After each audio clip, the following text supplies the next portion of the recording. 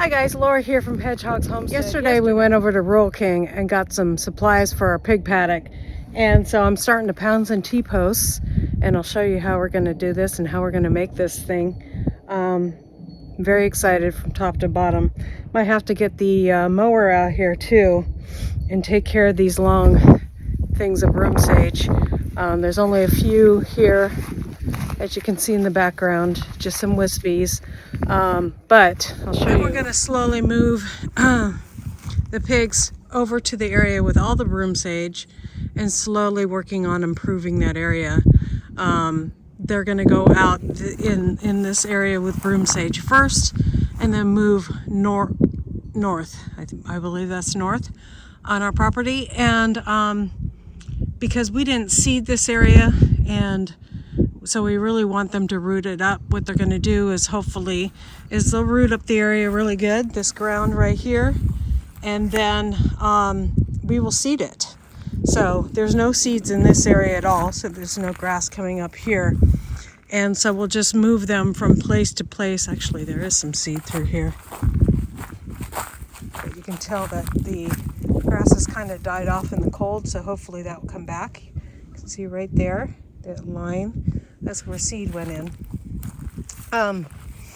And so hopefully the problem with this area too is that why we don't want to strip it and just plant grass seed is there's so much erosion in this area that there's gullies like this that are way deeper than this area here.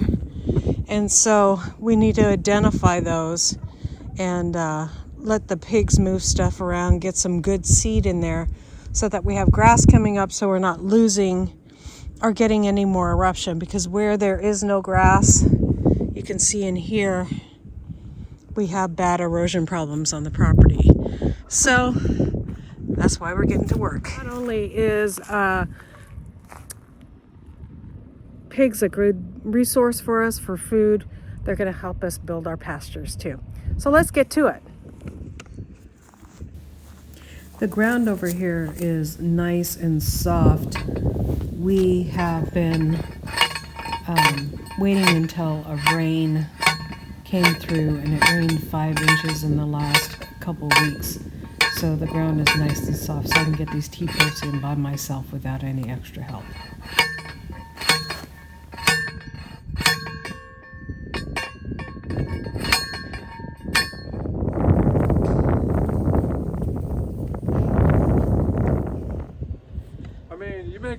Take the jigsaw, here's your pig enclosure.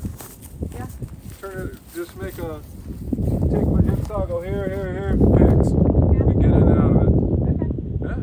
But that will be more of a permanent one, right? Whatever, just sitting here rotting. Yeah, yeah. Yeah, so let's do that. I was Okay, thinking easy. of that. Yeah. Okay. Actually, that would make a nice size one too. Yeah. So, They cuddle up in there together. yeah. I know they got, this is from house building. So T-posts are going in pretty well here, huh? Yeah. So Okay. I'm starting on that. Okay.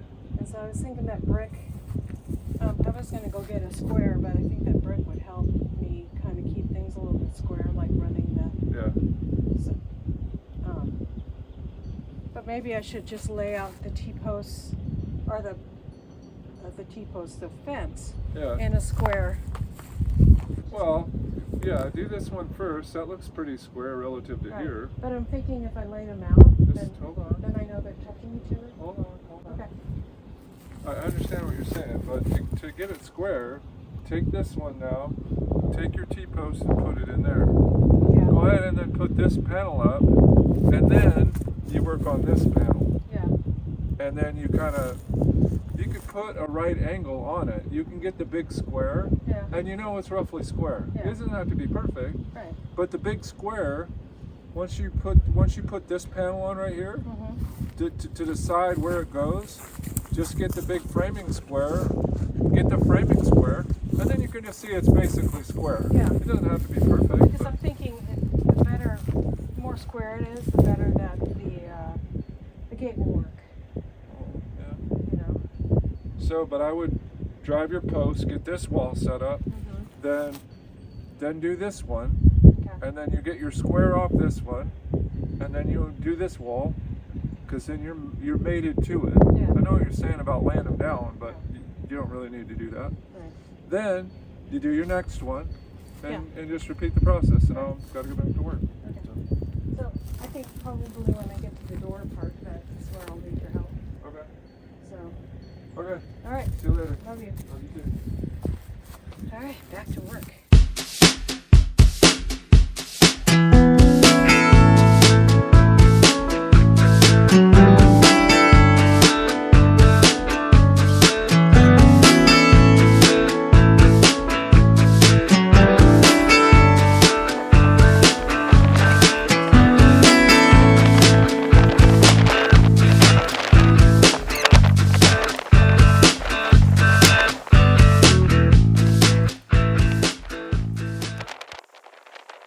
Explain what I'm struggling with. So I'm over here and I'm trying to get the T-post in using this, and this hooks on one side of the T-post and then you wrap this, but it's too short, and these are a lot stronger, and that's why we bought these. These are a T-post mount too, but the wire on this is really flexible and it's longer. The reason why I'm having trouble getting on, this works fine. I got the first one on, but look at this first one. It's above that knob, and these don't want to reach. When you go down further, the cattle panel is hitting those knobs, and so it's not reaching it. So I'm going to put one of these on instead, because it will reach it no matter what. So this just slips on like this. You bend it around the T-post, and then you can wind it with your hand. But they're not the best for pigs. They are a lot better if they're used on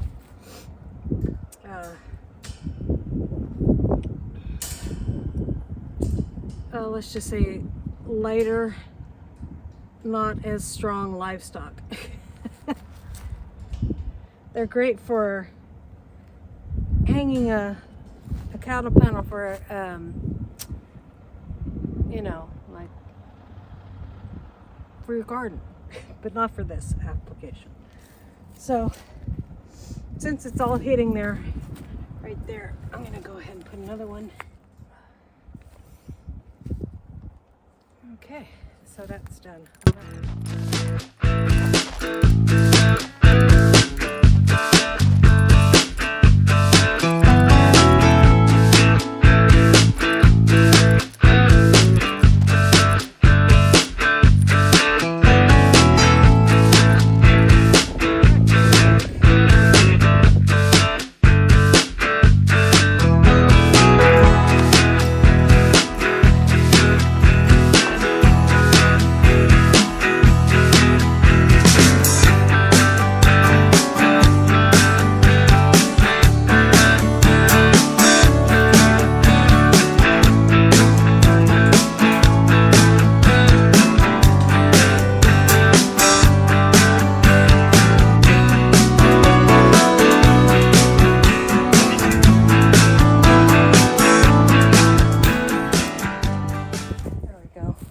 They work well. It's just that these knobbies really have to be out of the way, or they're not going to work, because then they're too short.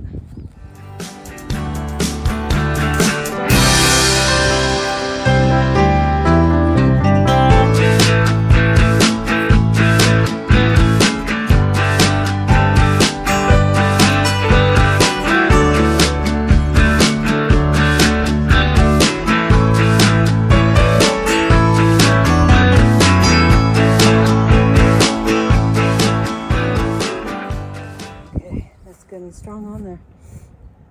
This T-post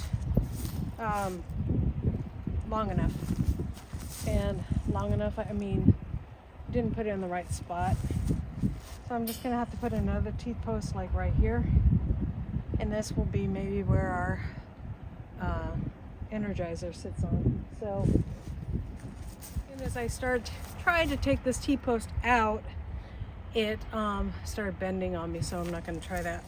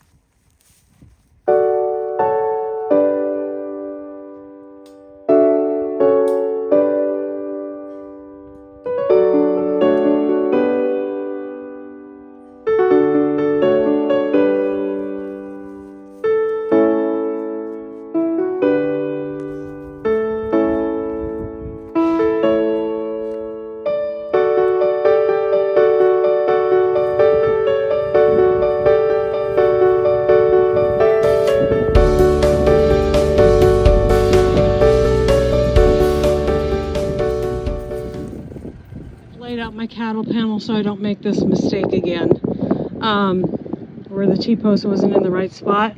So now I have them laid out like this, so I know that this is a square area and it's easy to put them up for the pigs. And then once we get the other thing done, we'll put our gate in last. What we'll do is we have this gate, I'll show you.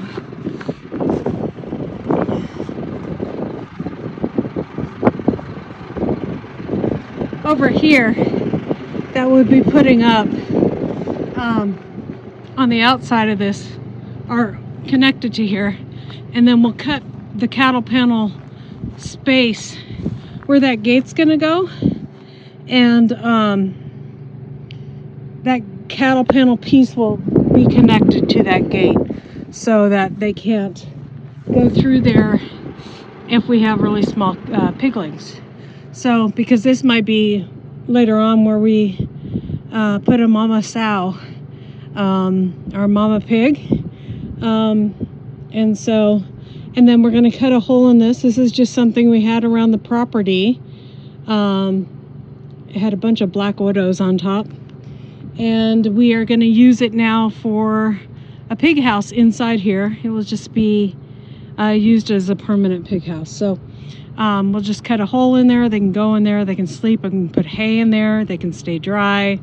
It was just a piece of junk before, and now it's a pig house, just like that. So it was something that we had built as a temporary structure when we were having freezes, and we didn't have time to make or buy a structure for our well. So that was our temporary structure that we put on our well, and now it is going to be a pig house. So waste not, want not, right?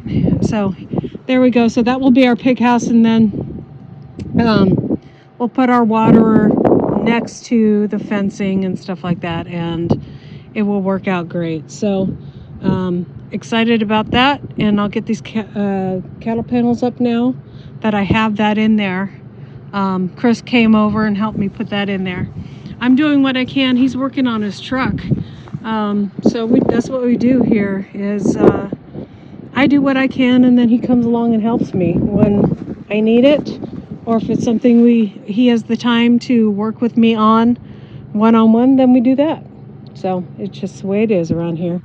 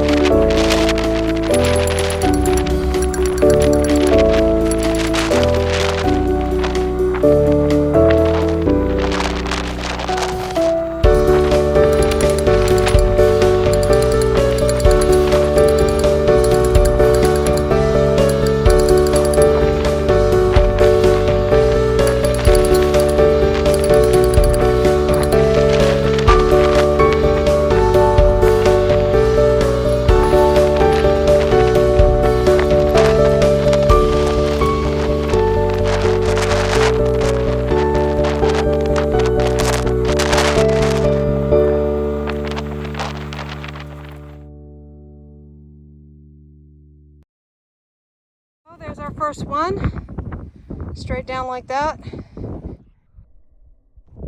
Just in case you were wondering, there is these things that stick out, and maybe I'll go back and get them, that you can actually connect the cattle panel. So I don't have to use these inside. So if I have to go get more of these, because I am spacing them every 2.5 feet, 3 feet along these cattle panels. So there's 4 along this side. I'll show you. And so I might want to get those just in case, but to always have in here if we get permanent pigs. These are great for pasture though. So usually they have them set further apart, so maybe I can set them further apart.